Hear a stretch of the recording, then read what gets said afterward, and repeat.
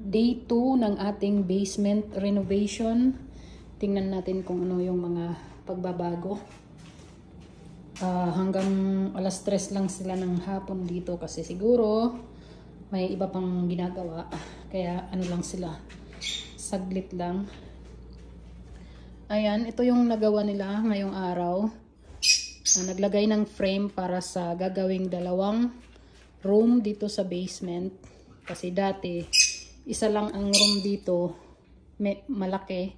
Kaya ang gagawin, dalawang room para may extra room. Ayan. Ito yung, yan yung gagawing dalawang pintuan dito sa, yan yung isang pintuan para dyan. At dito naman yung pintuan para dito sa kabila. Ito yung isang room. At ito yung pangalawa. So, ayun lang. Naglagay pa lang sila ng frame. Tsaka naghakot ng mga gamit pang tiles.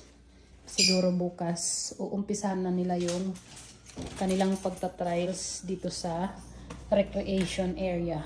Ito yung recreation area. Ito yung mga tiles. Tsaka ito yung ibang gamit sa pagta-tiles. So, ayun lang ang ating update sa ating basement renovation. Ito yung piano, kung sino ang may gusto. Free po yan. Kaso napakabigat. Kailangan ng 4 na tao or higit pa. 4 to 6 person ang magbubuhat kasi napakabigat. So, ayun lang. Kasi hindi naman arawan ang trabaho, kaya siguro may iba pa silang ginagawa. Pero okay lang naman. Wala pa naman gaanong, hindi pa naman to ginagamit na basement masyado.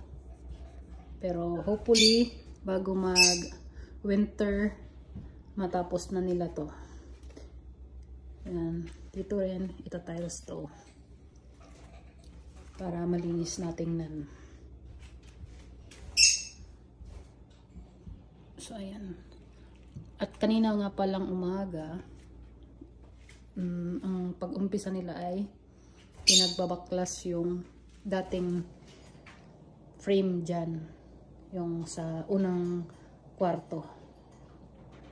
So, ayan lang ang ating update sa pangalawang araw ng ating basement renovation.